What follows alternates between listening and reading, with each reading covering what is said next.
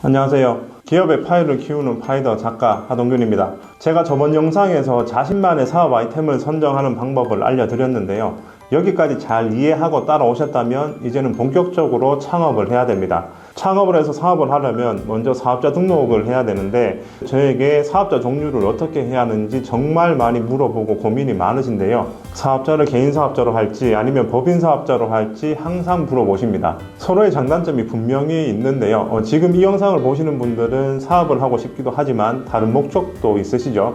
정부 지원금이나 정책 자금을 받아서 무자본 혹은 소자본으로 사업을 하고 싶은 분들이 많으실 겁니다. 사업자 형태에 따라서 정부에서 선호하는 형태가 있다면 고민은 더 많아지시겠죠. 이런 모든 고민 딱 5분 안에 해결해 드리겠습니다. 만약 아직 사업 아이템을 선정하지 못하신 분들은 지난 영상을 보시면서 자신만의 사업 아이템부터 선정을 하시길 바랍니다. 지금 이 영상 볼 때가 아니세요.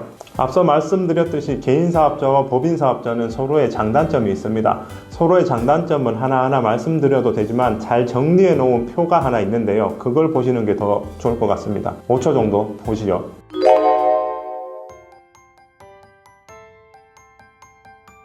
이제 서로의 장단점은 다 아시겠죠? 그럼 정부가 좋아하는 사업자 형태는 어떤 거냐? 결론부터 말씀드리면 법인 사업자를 훨씬 좋아합니다. 이유는 대외 신뢰도 때문인데 쉽게 말씀드릴게요.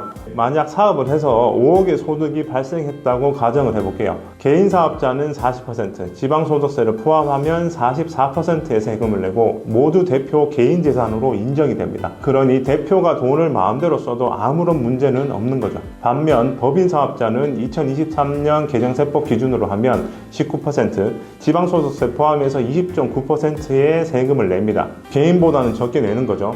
단 개인 재산으로 인정되는 게 아니라 법인의 소득으로 인정이 됩니다. 법인의 재산인 거죠. 개인 소유로 인정되지가 않습니다. 대표가 돈을 받고 싶으면 정해진 법률과 절차에 따라서 보수를 따로 정하고 받아야 됩니다. 그리고 받은 보수의 소득세는 대표가 별도로 납부를 해야 되죠. 절차가 복잡해집니다. 만약 절차 없이 법인의 돈을 대표가 가져가면 배임 횡령이 되는 거죠. 법을 위반하는 겁니다. 심지어 대표가 바뀌어도 법인은 그대로 남아 있는데요.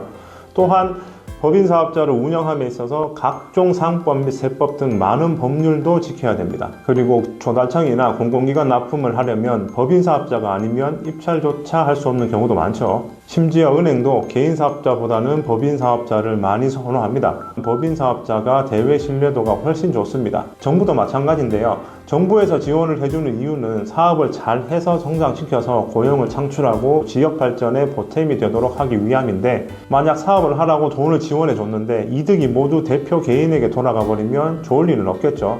물론 개인 사업자가 정부 지원이나 정책 자금을 못 받는 건 결코 아닙니다.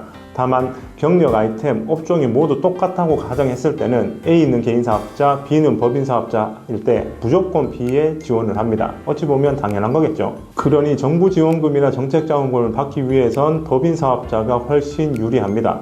오늘은 사업을 시작하고 정부 지원금이나 정책 자금을 받을 때 개인 사업자와 법인 사업자 중에 어떤 게 유리한지 알아봤습니다. 조금이라도 도움이 되셨다면 구독이나 좋아요 부탁드립니다. 감사합니다.